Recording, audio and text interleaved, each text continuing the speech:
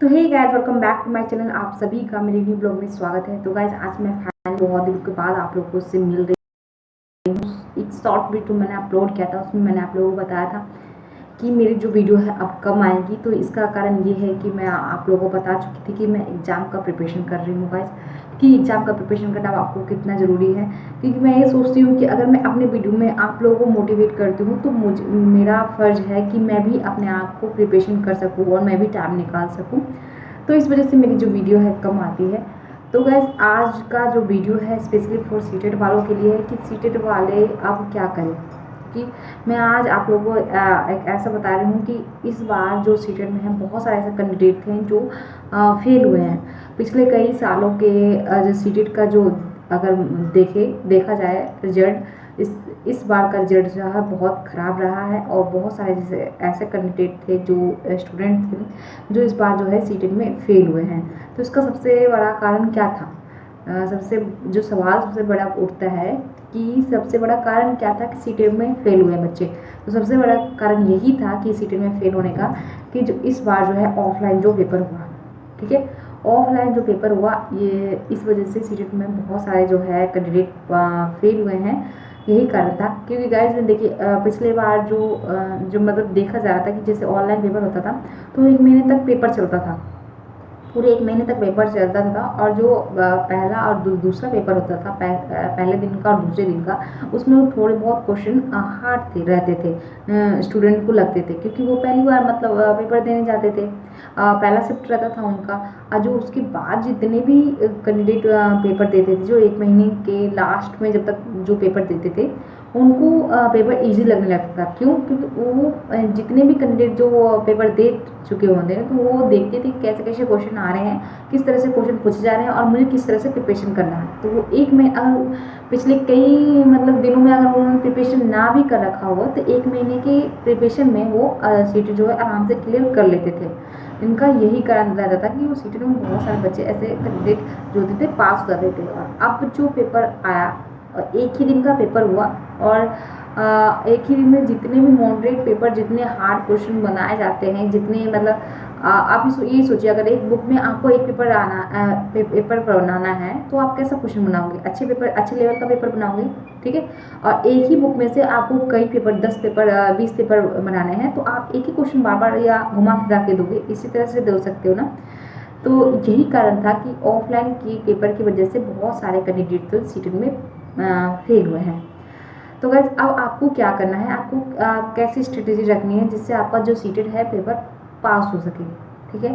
देखिए, बीएड और बीटीसी का मामला जब से आया है, इसमें जैसे ही बीएड वालों को पीआरटी से हटा दिया गया है, तो इसमें इस बार आपको क्या करना है कि पेपर 1 में नहीं, पेपर 2 में भी आपको पूरा से पूरा ध्यान देना है। समझ लीजिए, पेपर 1 तो ना के बराबर है, और जो भी हमें जो फोकस करना है, पूरा का पूरा जो फोकस करना है, और पेपर 2 में ही फोकस करना है, जिससे आपका सीटेट जो है फर्स्ट अटेम्प्ट में क्लियर हो सके। पिछली बार ये भी था कि सीटेट में बहुत सारे जो सीटेट के अभ्यर्थी थे जो सीटेट की प्रिपरेशन कर रहे थे, वो पेपर 1 की प्रिपरेशन कर रहे थे। और जैसे ही बीएड बीटीसी का मामला आया और उन्होंने पेपर 2 को जो छुआ भी नहीं था, और उनको मतलब पेपर 1 क्लियर ही नहीं करना था, सो ये पेपर 2 क्लियर ही नहीं करना था, वो किसी तरह सोच रहे थे कि सिर्फ और सिर्फ पेपर 1 पास क्लियर हो जाए। तो अब एकदम से उनको प्रिपरेशन करना पड़ा पेपर 2 का। तो इस वजह से भी हो सकता है कि सीटेट में बहुत सारे अभ्यर्थी जो फेल हुए हैं, ठीक है। तो अब आपको जी तोड़ मेहनत करना है, अच्छे से मेहनत करना है, ताकि आपका जो सीटेट है, सीटेट पेपर क्लियर हो सके। जो फोकस है गाइस, सीटेट पेपर 2 में देना है। देखिए, आप जैसे आप सेल्फ स्टडी कर रहे हो, और सेल्फ स्टडी में अगर आपको लग रहा है कि हाँ मैं सेल्फ स्टडी से कर सकता हूँ, तो आप सेल्फ स्टडी से कीजिए।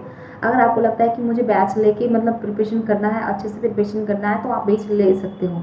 हाँ, बैच आप वही लोगे जिसमें आप लगता है कि हाँ पूरा का पूरा फोकस आप सीटेट के पेपर में देना चाह रहे हो, वही लोग आप सेल्फ स्टडी या बैच से कर सकते हो, बैच से कर सकते हो। सेल्फ स्टडी से आपको करना है तो अच्छे से कीजिएगा। अगर आपने पेपर का पहले से नोट्स बना रखा है, नोट्स खरीद रखा है, बाय कर रखा है, या कोई बुक ले रखी है, तो आप सेल्फ स्टडी से आराम से कर सकते हो, बैच लेने की बिल्कुल भी ज़रूरत नहीं है। अगर आपके पास कोई भी बुक नहीं है, कोई भी नोट्स नहीं है, तो आप बैच ले सकते हो गाइज। क्योंकि हमें कोई रिस्क नहीं लेना है कि बहुत सारे ऐसे जो है आपको टीचर देखने को नहीं लेना है गाइस अगर आपको लग रहा है कि मुझे बैच की ज़रूरत है, मुझे कुछ समझ में नहीं आ रहा है कि मुझे कहाँ से तैयारी करनी है, क्या पढ़ना है क्या नहीं पढ़ना है, यही चीज़ में हम लग जाते हैं और 1 महीना हमारा ऐसे ही चल जाता है और हमें पता भी नहीं चलता है। तो अगर आपको लग रही है, नीड है कि हाँ मुझे लेना है बैच, तो आप ले लीजिए और आप पूरा टाइम दीजिए, ठीक है। जो सब्जेक्ट आपके वीक है उसमें आप टाइम दीजिए अच्छे से, और अच्छे से अपनी स्टडी कर सकते हो गाइज। क्योंकि पेपर 2 में देखिए, पेपर 2 की जब हम प्रिपरेशन करने लगते हैं तो यूट्यूब में बहुत सारे सर्च मारते हैं, हमें मैथ की क्लासेस मिल जाती है, ठीक है, पैडोलॉजी की क्लासेस मिल जाती है, हिंदी की क्लासेस मिल जाती है, संस्कृत की क्लासेस मिलती है। जो हमारा मेन सब्जेक्ट जो होता है मैथ, जैसे पेपर टू का पूरा जो हमारे सब्जेक्ट वाइज सिलेबस वाइज जो पढ़ा सके वो नहीं मिल पाता है। ना हमें SST की मिल पाती है, ना हमें साइंस की मिल पाती है। तो वो प्रिपरेशन करेंगे, वो प्रिपरेशन हमें तो वैसे ही करना पड़ेगा, या फिर आपने नोट्स ले रखा है तो आप उससे अच्छे से प्रिपरेशन करना स्टार्ट कर दीजिए, प्रिपरेशन कीजिए और फिर PBIQ क्वेश्चन पेपर आप सेट लगाइए अच्छे से, ठीक है। हाँ, यहाँ पे मैं एक बात और क्लियर कर दूंगा, इसकी बहुत सारे जो हैं अभ्यर्थी जो हैं उनको ये उनको लगता है कि PYQ के से सिलेबस करके, मतलब PYQ करके हम सीटेट पास हो सकते हैं। तो ये भ्रम आप बिल्कुल भी मत रखना कि PYQ करके आप जो है अपना सीटेट इस बार अब तो निकाल नहीं सकते हो। क्योंकि PYQ जो पहले आता था थोड़ा हार्ड नहीं रहता था, पेपर थोड़ा नॉर्मल रहता था, जिसमें बहुत सारे बच्चे जो है आराम से कर लेते थे। लेकिन इस बार का पेपर देख के आपको खुद ही लग गया होगा कि सीटेट में कैसे क्वेश्चन पूछे जा रहे हैं और कैसे क्वेश्चन हमें तैयार करने हैं। तो इस बार आप अच्छे से मेहनत करनी है। PYQ आपको लगाना है, ये नहीं कह रही कि मैं नहीं लगाना है, लगाइए, लेकिन आपका जो कॉन्सेप्ट है वो क्लियर होना चाहिए। आपको समझ में आना चाहिए कि ये क्वेश्चन कहाँ से पूछे जा रहे हैं और हमको आंसर कैसे देना है, ठीक है। तो अपना प्रिपरेशन अच्छे से कीजिए। आपको इधर उधर की बातें नहीं सुननी है, अपनी बात सुननी है। आपको पता है कि आपकी वीकनेस क्या है, आप दूसरे को नहीं पता कि मेरी वीकनेस क्या है। सभी यही कहेंगे कि सेल्फ स्टडी से आप सीटेट क्लियर कर सकते हो। तो गाइस सेल्फ स्टडी से आप वही क्लियर कर सकता है जिसका बेस स्ट्रांग होता है पहले से, जिसकी मैथ अच्छी होती है, इंग्लिश अच्छी होती है, वो सेल्फ स्टडी से कर लेता है। लेकिन हमें कुछ समझ में नहीं आता, हम एक क्वेश्चन करते हैं दूसरे क्वेश्चन पे अटक जाते हैं। तो हमें यहाँ पर जो है हमारा बेस स्ट्रांग नहीं है, हमें किसी की गाइड की ज़रूरत होती है वहाँ पे। तभी आपको मैं कह रही हूँ, अगर आपको बैच की नीड है तो आप ले सकते हो, ठीक है। आपको 1000-2000 लग जाएगा, मतलब 1500 लग जाएगा, इससे ज़्यादा कोई बैच नहीं होगा। अगर इतना आपने खर्च कर दिया तो आराम से आपका सीटेट क्लियर हो जाएगा, ठीक है।